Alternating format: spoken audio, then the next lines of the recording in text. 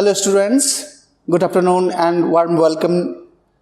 Today we will talk about very important topic, that is approaches to the study of international relation.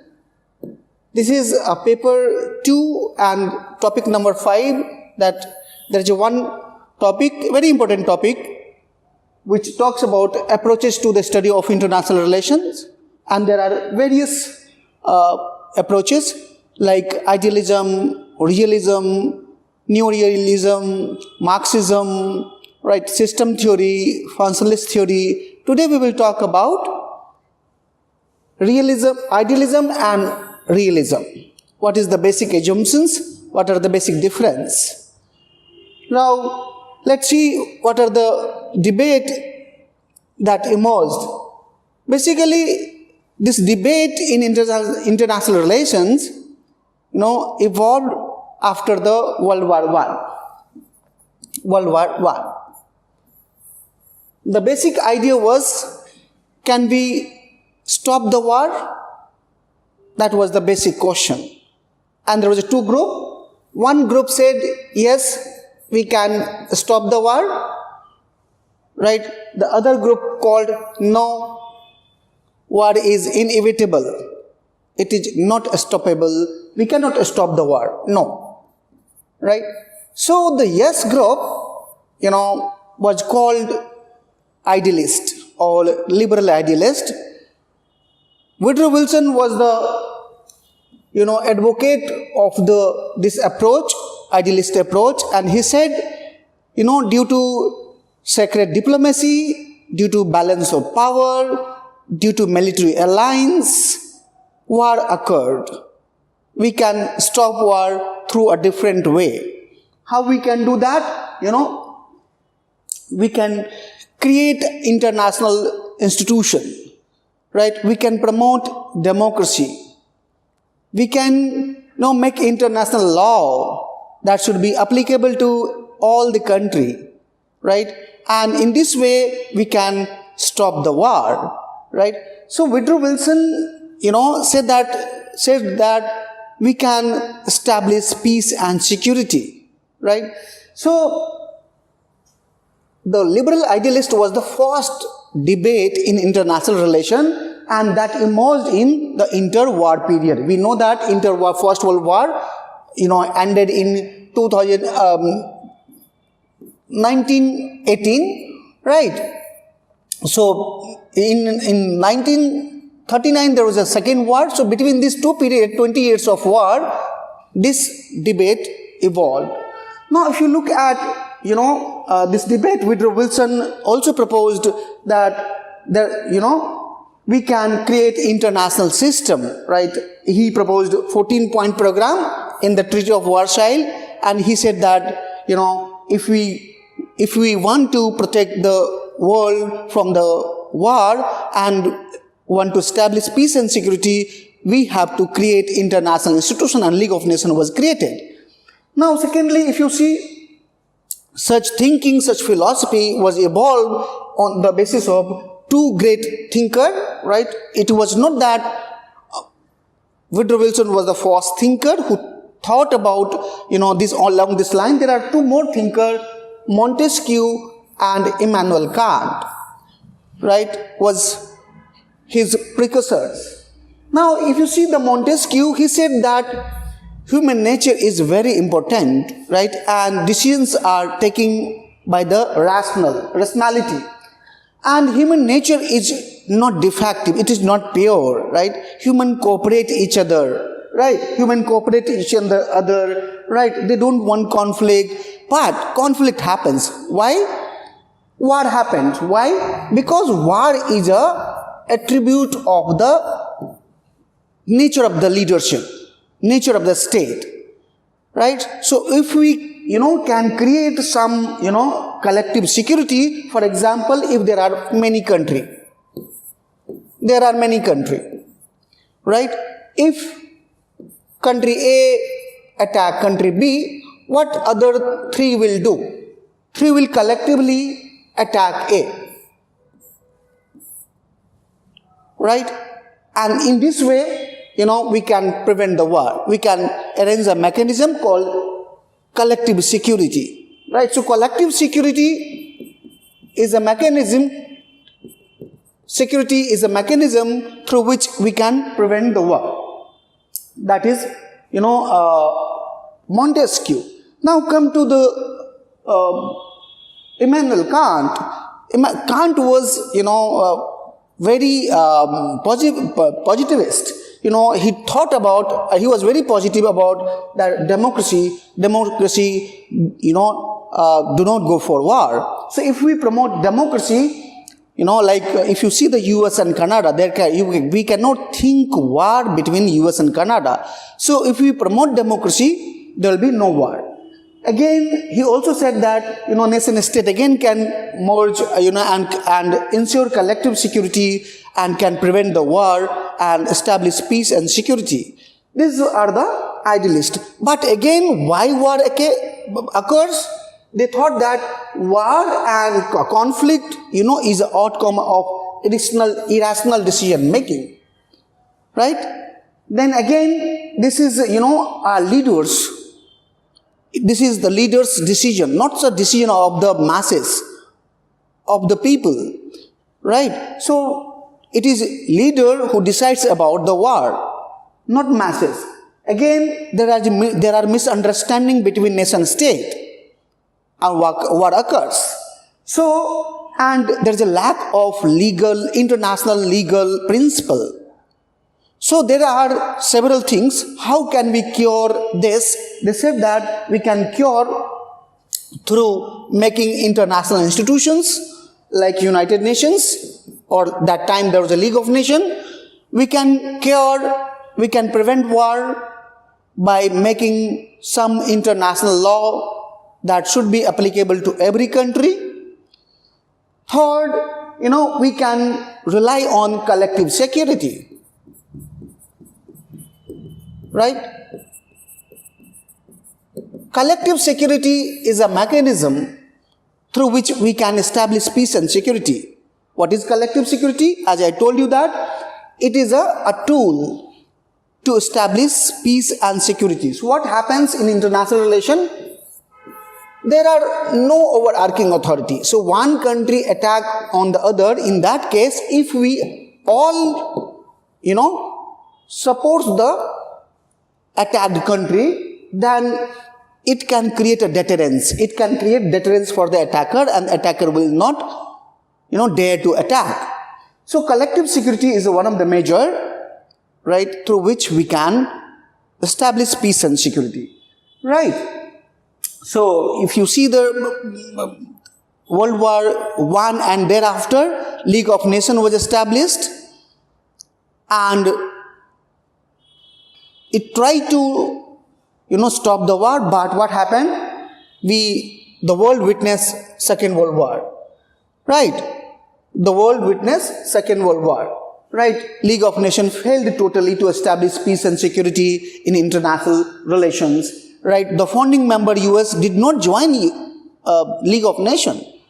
Secondly, if you see, during the interwar period between 1939, this 20 years, you can see there are active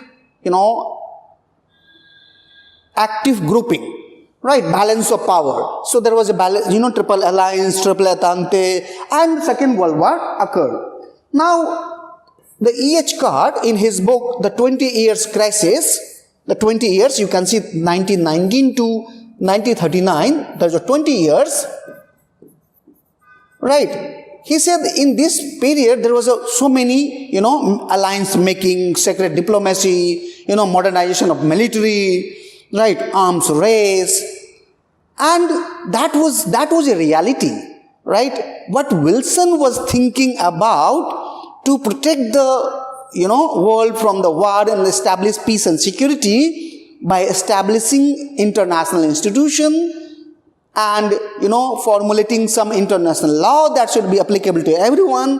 This all are utopian idea. And war is inevitable, right? It's all our utopian idea. and which lacks empirical validity. Now you can see here the idealism that yes, we can stop war through three things: international institution,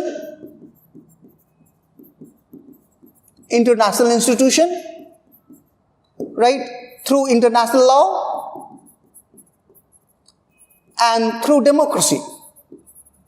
Failed totally. Second World War occurred. Now this time, the second group who already, there was a contestation, yes, we cannot stop war is inevitable.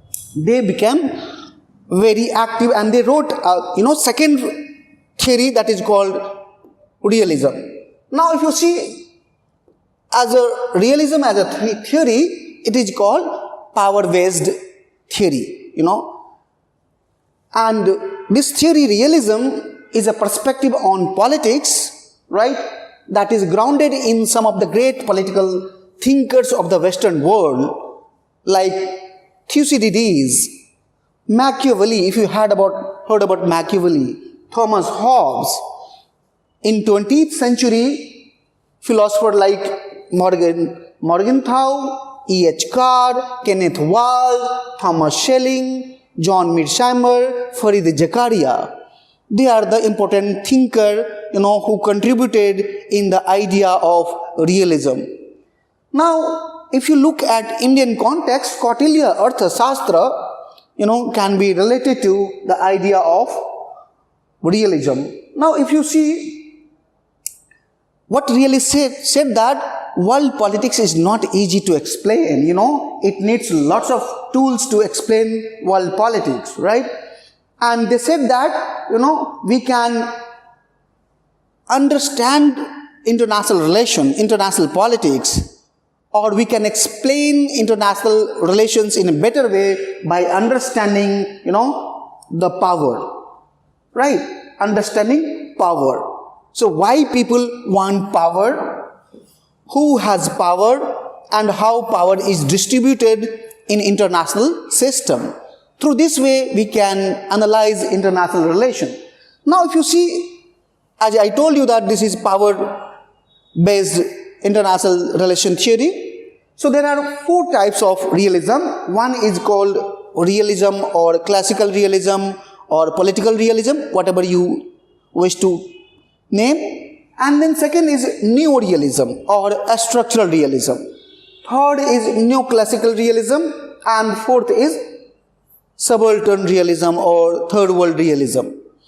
Now if you see the realism as a theory in international relation, right, there are few assumptions of classical realism or realism.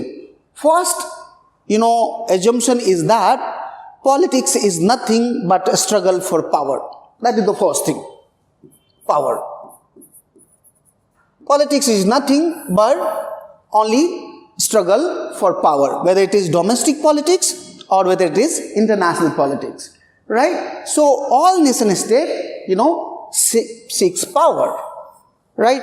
And their interest is accumulate power, right? Maintain power, maximize power, right? Why? Because power only guarantees security. Power only guarantees security. And without power, a state cannot guarantee their security, so the survival. Survivability will be on the question, right? They cannot ensure survival, right? So, if you see the Hans Morgenthau, one of the most, ardent exponent of realism, they said that politics is nothing but a struggle for power, right? So, they use the Machiavelli tools. Secondly, realists say that only nation state is a primary actor in international relation, right? Other actor is subordinated to the nation state. Why? Because nation state is sovereign. There is no sovereign body than the nation state. It is a supreme. It takes all the decisions while interacting with the other country or multinational organization or transnational organization or any international government, non-governmental bodies. Nation state is a primary actor, right, in international system. Thirdly, they emphasize that nation state reflects like a human. They believe in Hobbesian human nature, right? Like in society, one man wants to dominate another, right? One man seeks power. Similarly, it happens in international relation. Nation state seeks power and desire power after power and wants to dominate other, right? So that is the second assumption. Third, if you look at international system, right, which is, there is no overarching authority. There is no central government. For example, within a nation state, there is a government. Right? Within the nation state, there is a government, and that government maintains law and order. That government, can punish someone if law and order is broken. That government, have power, military, to use violence if some section of people does not obey the law, right? So there is a hierarchy within the country, right? And government is authority to enforce rule of law. Now if you look at beyond the boundary of the nation state, then there is no such overarching authority like world government. No, there is no world government, there is no world military. So if you see the beyond nation state, there is a anarchy. There is anarchy, right? There is no world government. And since nation state is a primary actor, it does what it wants. For example, if a country A, for example China, wanted to annex Tibet, it did. There was no world government, right, to stop China to annex Tibet, right? So international system is anarchic, right? The next assumption, few assumptions more, right? One nation wants to dominate the other, and nation has desire for power. As I told you earlier that realist, believes in Hobbesian nature, Hobbesian human nature. What Hobbes said about human?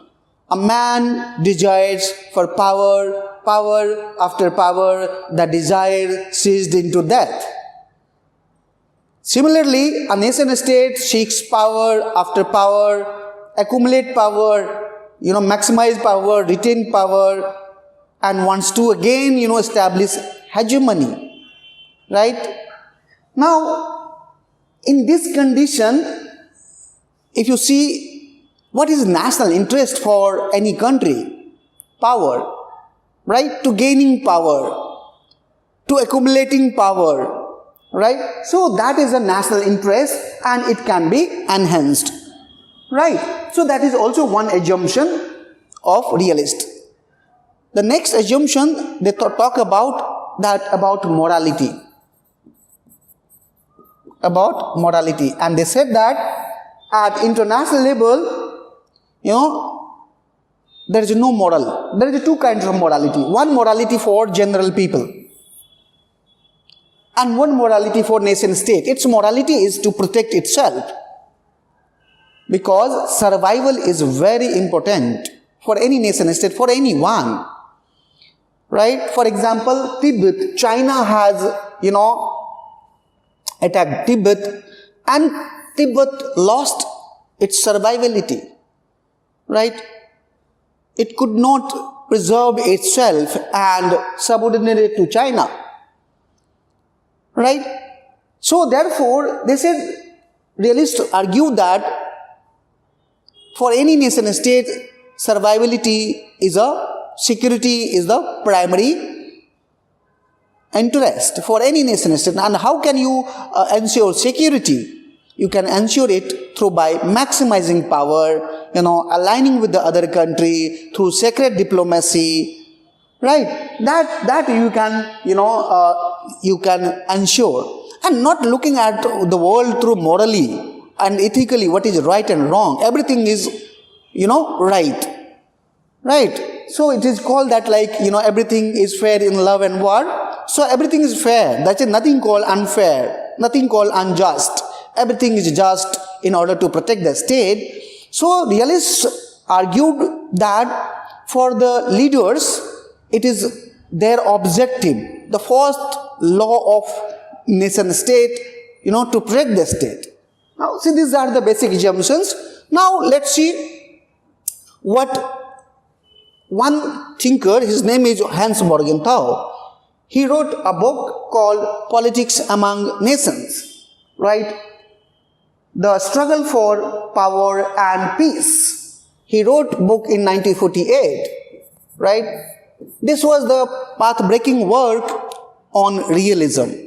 And he gave 6 principles of realism, which is very important. Look at what he said about 6 principles of, realism.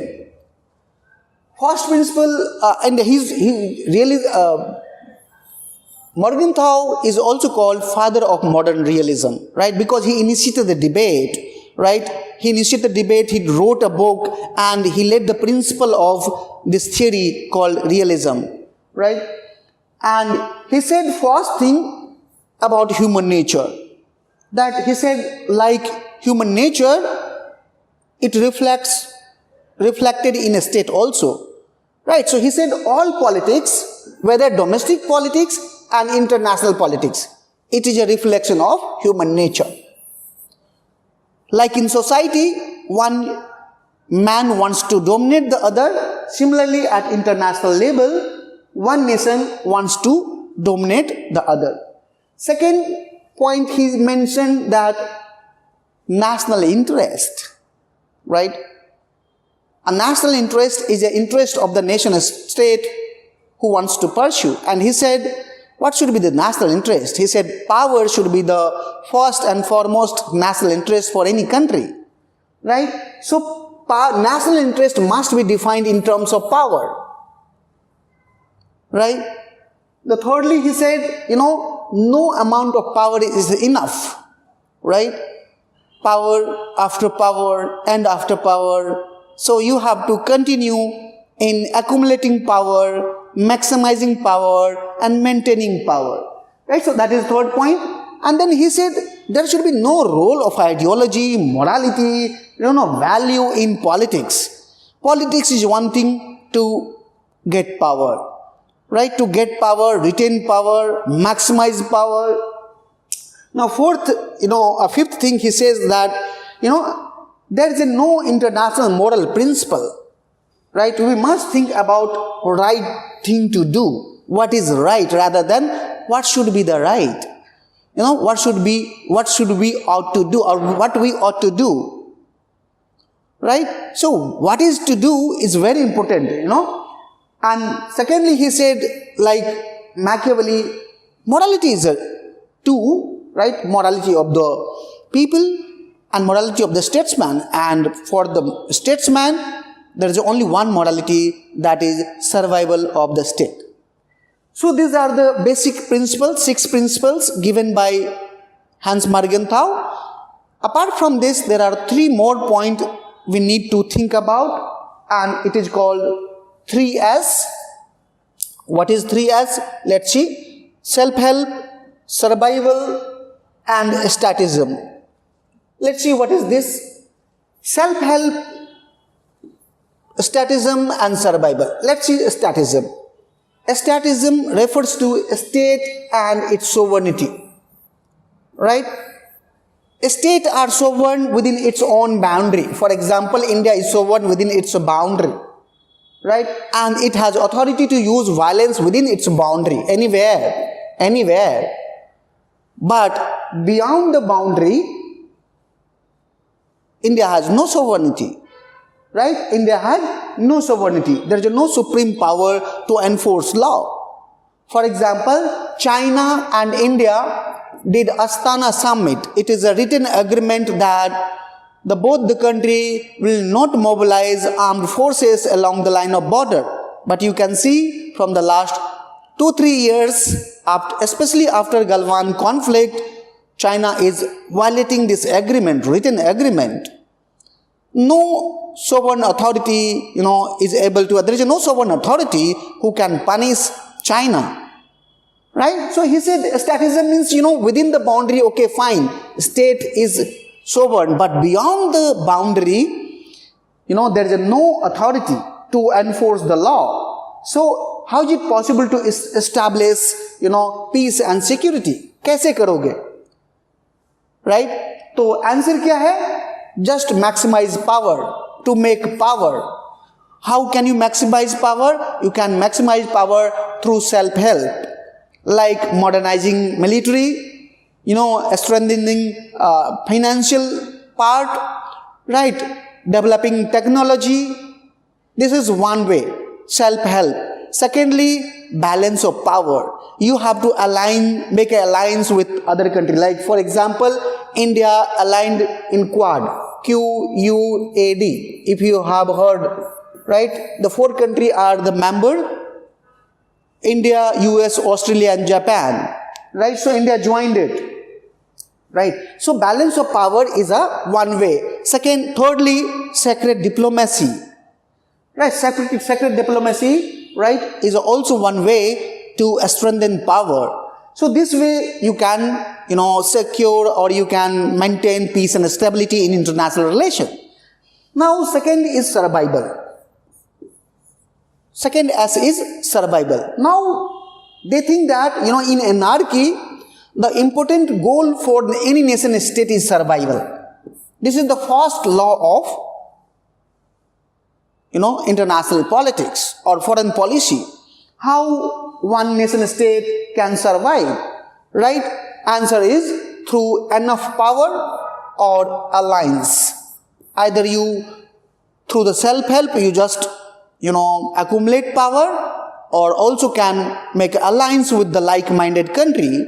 You can ensure, right? Like Henry Kissinger, right? A great diplomat, he talked about a nation's survival is a first and ultimate responsibility for any leaders. Right? Third is self-help.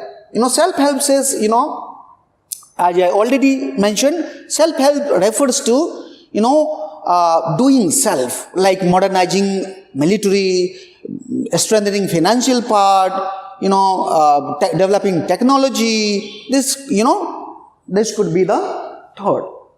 Now, if you see this international relations, this theory of international relations, there are many criticism, right? There are many criticism. What are that criticism? Realism is a very influential theory in international relation, but does it or can it explain the intrastate war? Can it explain, that how transnational actors like TNC or MNCs or World Bank and IMF, cooperate? Can it discuss how RCEP, if you know that RCEP, how, international cooperation organized? For example, how EU behaves. If you look at the European Union, no country behaves like this. Then there is another, scholar like Muhammad Ayub and Amitav Acharya. They question the first perception of this idea that nation state wants power, maximize power, right, retain power, wants to dominate other. They accused that this is a US foreign policy basically. This is a US theory, right, or Western international theory. Does it also happen in the third world? Right? No, it does not, basically. So they criticize that the realism is a theory of the West, not of the East. Now, fourth, that is called international society critique. Like Martin White also criticized this theory and talked about realism is a one-dimensional theory, right? it talks about, one aspects of the international relations, but international relations are multi-dimensional things like cooperation. How can you explain climate change? How can you explain, the peace movement, human rights movement, right? And movement for many things, right? Like feminism, right? So they criticize this theory that this is only one dimensional or one aspect of international relation. This is not the entire international relation per se. Now, thirdly, if you see the next, there is one more criticism that is called emancipatory critique. They talks about, like, Ken Booth talks about that this is particularly a game of power politics and military, right? But if you see the entire world suffering from many things like climate change, like COVID-19, like hunger, like ecological catastrophe, like poverty, like malnourishment, right? And there is no talk of emancipation. How can you analyze an entire international theory by analyzing human nature, right? Hobbesian human nature, Machiavellian politics, power politics? It is a one aspect of international relations. Now, it is not universal. It has no universal appeal, right? So, this is again critique. Now, the feminists, there are many feminists who also opposes this theory. Like person like J.N. Tickner, Cynthia Nole, V. Spike Peterson, Catherine H.S. Moon, they criticize the theory and they ask a very simple question, right? They ask a question through gender sensitive lens, that where are women in international relation? What would be the role of women in the international relation, right? And where woman will be located in this power politics? Is it that woman also seeks power, or is it only man, right? It is man or masculine theory. Now, feminists argue that realism is a masculinist approach to the international politics. Let's look. Realism is a masculinist approach to the international politics. Man wants war because war makes man. Man makes war because war makes man. Now, if you see their emphasis in conflict, power, balance of power, coercive, secret diplomacy, but they denied, the psychological aspects. If you see who are the most victim of war, it is women. Women are raped, women face sexual violence, right?